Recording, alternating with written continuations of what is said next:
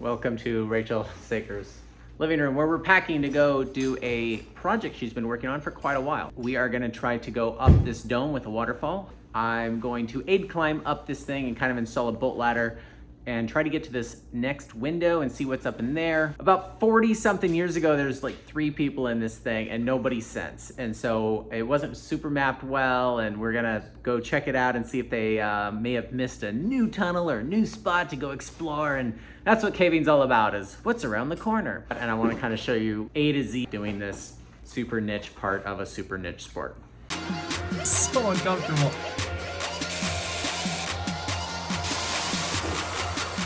It goes! Ah! So I have been corrected. We are not doing a sport. You do not call astronauts athletes. So today I am not an athlete. Today we are explorers, and there is a key difference apparently, even though it all looks like similar gear and we're doing similar activities. But hey, not an athlete. Hold on, it's pretty dark in here.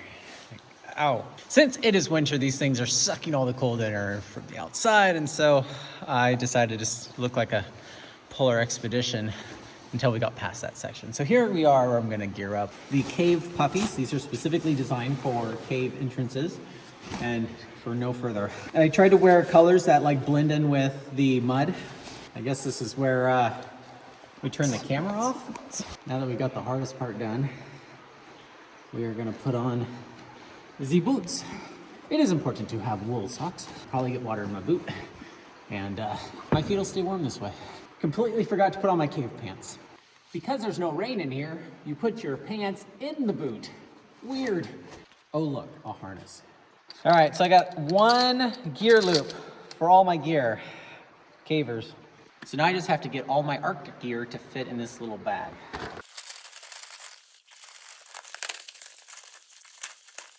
Barely fits.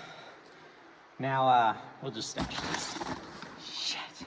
So what distance are cave puffies rated for? Once you get past the first 1,000 feet, the cave puffy actually ceases to exist. And you just have feathers everywhere. To be a good caver, you should be able to do all of this while laying in a refrigerator box blindfolded. Or do it laying down in a crawlway in a cave. All right. Let's go. Can I turn on my headlamp yet? There's so much cool stuff in here. Check that out. Ooh. Ah. Ooh, neato. Ooh, that's cool. Ooh. Wow. Ah. Oh, neat. Can you put on your helmet? It's more usable that way. Oh yeah, no, you're filming. I'm always filming.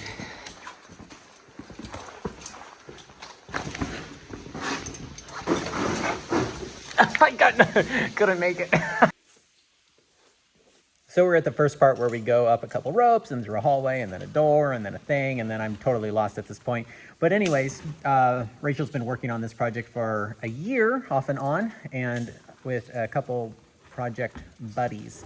They put a lot of work behind the scenes. There's permit and insurance and it's just stuff to deal with. Anyways, Rachel's a badass. I'm going to show you her VF Rada she set up, and it's all sorts of stuff. They've been, I think, into 30 different places in here looking for a specific thing. Hopefully today is that thing. If you watch my channel often enough, you'll know I like bolts. Look at this bolt. It is muddy, and it's backed up cleverly to a natural feature. So, yeah. Would you like to learn how to SRT? Here we have this ascender, which I just have my foot in that one. And this scroll is on the D-ring. And that is what's pretty different from climbing to caving, is the fact that we have the harness that has the D-ring holding it together. But that is what allows this to be here, and then for me to be relaxed enough to film sitting in my harness, because the big wall style is not nearly as comfortable, but this is not nearly as versatile when you're cleaning roots. Something I like to do is have this little foot ascender, and that keeps the rope from, keeps pulling it down from here. And that way, I'm not trying to like use my hand to pull it down because I don't have much weight, because we have a rebelay here, so no ropes are rubbing anything. You don't want ropes going over edges. A few more ooh and ahs on my way up. This stuff is so cool. This is crazy. I wonder why this is here. Get it?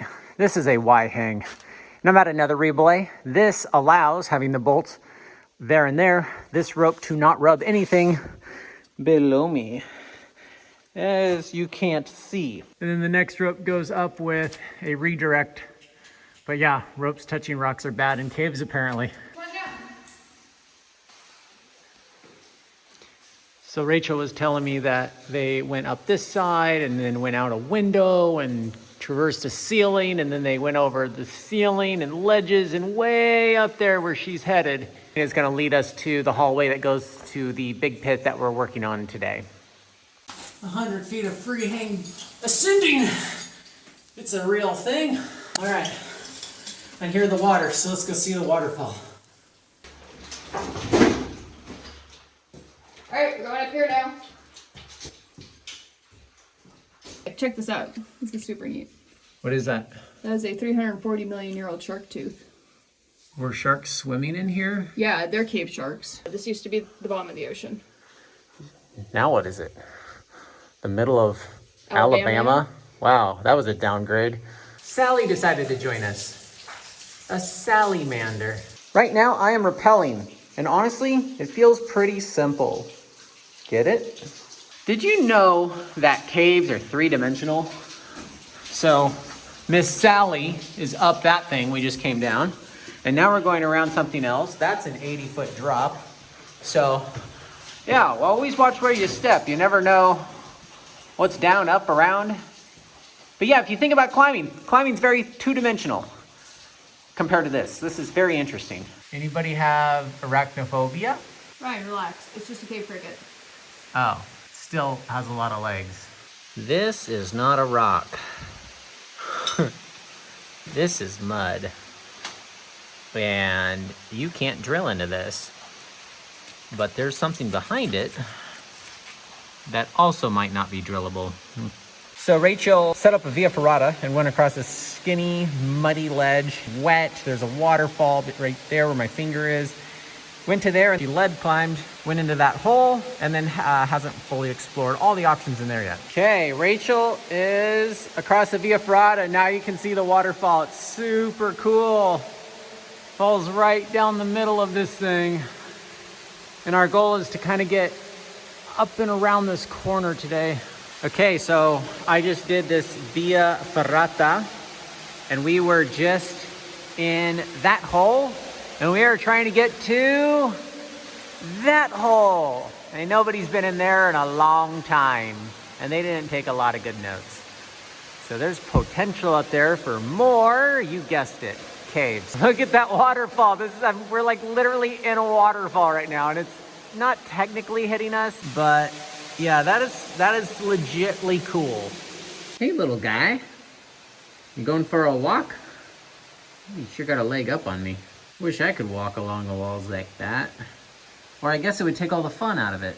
All right, it's 6:30 at night. What's the plan? So we're now back in the upper level of my project because after moving all of our shit to the lower level of my project and then retrieving some other ropes and stuff from the far side of the dome, we then decided that the best approach to get up to the magic window is going to be through a canyon that's up here.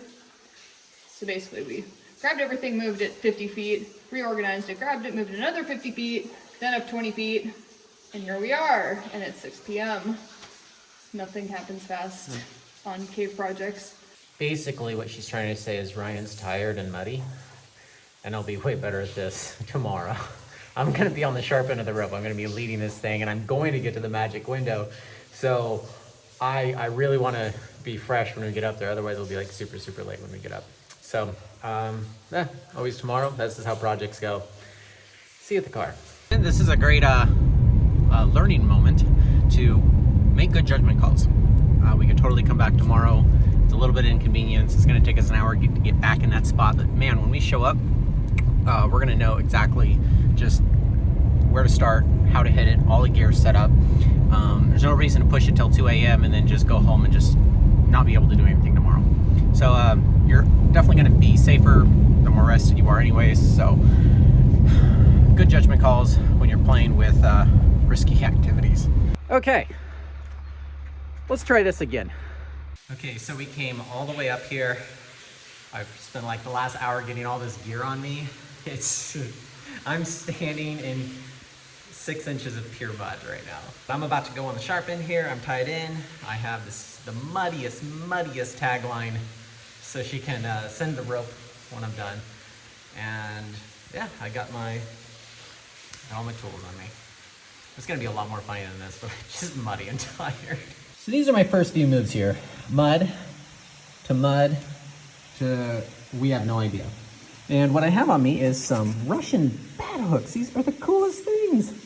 And a lot of hooks, quick draws. Got some bolts in my bag here.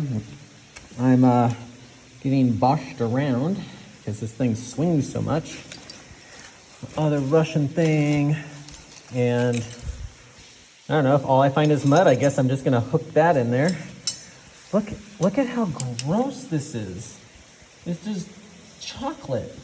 Here's my bolts. They're temporary, so don't judge me, but that's what they are. Once the rope is fixed, we clean the route up. Look, we rinsed our dynamic rope off in the waterfall last night. All right, so I'm on belay. You're on belay? All right, nice snow pants there. In case we get a blizzard.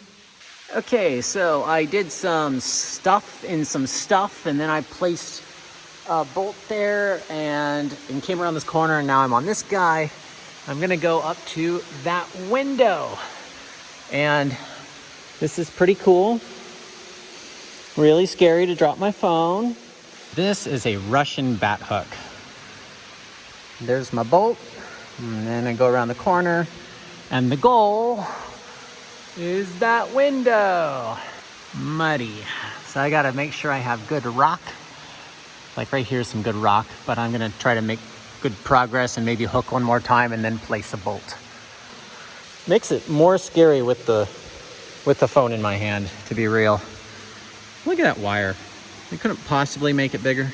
Hello everyone, this is now Rachel Vision on the other end of the rope. Ryan has vanished well out of sight a while ago. Belaying in caves is the worst part of the project, which is why I've probably led about 200 feet of first ascent myself. Thank you, Michael, and everybody else who has belayed for me over the last year. I'm 2 feet from the top. This is so cool. I'm on a hook. Check this out. Man, that is bright. I do not have my headlamp on this bright when I'm hate climbing. So I'm on another hook. Just look how messy this is. There's so much mud in my buckle that I can't even, it won't even stay half the time. Lots of mud. There's my last placement. And I'm trying to get over this lip, but when I drilled through this, about an inch through, it just went and the drill fell through. And it's because this is a flake and I couldn't see that from below. So there's a lot of mud filling in this layer with that layer. But I might hook this, that seems sketch, but then I don't know, it depends if that rock is good. It's pretty cool. Not too many people have been in this space and nobody's gone this way into it. Okay, that was scary. I put that hook on and you can see, I don't know, it's not on that much. I just put in that bolt and it's so dirty you can't even see it. What happened was I got on this little ledge and I'm super muddy. And I am literally hanging on. The only thing holding me right now is my left hand. And I grabbed this glob of mud. So I'm gonna sit up here, but now I gotta make an anchor because the mystery is there's like a pit or something down here. So I gotta get up and over this thing. So in order to do that, I'm gonna have to build an anchor, I don't know, maybe up in there. And then she can come up over this lip, safe enough. And then we can rappel down that anchor and then get into the pit and decide what to do. Ooh, fresh water, I can wash my hands. I did it. Wow. Last few moves were a little gnarly. The stuff I'm standing on, I'll show you in a minute, had friction. It kind of looked like mud, but you really can't tell with rock and mud. So I'll show you my anchor up here so she could have a clean line. Ha, get it? Okay, so I got on this, I think it's flowstone. I'm pretty sure it's flowstone. So that means I really can't drill into it. It's not solid. The rock underneath is though. And so I think this is like the original solid limestone rock. And so I put in the 2 bolts in that. It sounded really good. It cinched down really good. And now she's got the dynamic rope or the static. I don't know what her plans are. She's gonna set up the line. This is gonna kind of be semi-permanently here while this section gets worked on. So I'm gonna go down there. There's some fresh water. Look at how interesting this is. It's just like a little tiny landscape. So cool. You get pretty excited about seeing other life down here when there's literally no other life down here. Why do you have eyes, bud? This is the first time you've seen light. I wonder if this is what it feels like to be a salamander and have visitors. Bam! After having never seen light before. Woo, ah! We are going to do some housekeeping, get some ropes fixed, kind of get this spot ready for the next little expedition day. What are you doing over there? I guess she just found a giant shark tooth. Pretty weird place for sharks to be swimming. You've heard of Sharknado. Now get ready for Cave Sharknado. Got a 340 million year old shark tooth. This is the second one. Is there cavities? Monster size that I found in this cave. The first one that I found was like a world-class specimen. Wow, look at the gum lines, have fully receded. Technically all of limestone is like fossils in a blender. Yeah, so now I'll take some photos of this. It's still embedded in the rock, so we'll just gently put this rock somewhere that it won't get crushed. Yeah. And then I'll send the pictures of it to the Mississippian era shark expert. I have to use like a real scale bar because the last time when I just showed it to them with my hand in the background, they freaked out thinking it was the biggest one ever found in the world. And then I explained to them that I have freakishly small hands. We're gonna make sure the ropes are all nice and tidy for the next time Rachel and her posse come up here. And we're gonna see you back at the house. So I'm definitely not an athlete because I couldn't even finish filming the ending of this video last night because I was so tired. I got my ass whooped. I didn't even climb that much. So you can just see in 2 days how little progress we made. And I think that's pretty normal for exploration, especially the vertical exploration. And I've always done routes that have been developed. I've established high lines, but not climbing routes. And so it's like, you have to decide where to go, and those decisions take time. So if you were to big wall in perfect conditions in the dark at night with mud everywhere, that would be exactly what we did yesterday. Please do not try to copy what we did in this video. I cannot even express how dangerous this stuff is, because if you get hurt, you're a mile underground. Like, it's just like super dangerous. I really don't think anybody should go caving unless they're going with multiple experts who know what they're doing. Take 3 headlamps. Make sure you tell someone where you're going. There's just safety things you need to know. Please just don't go caving because you saw it on YouTube. Anyways, thanks for watching.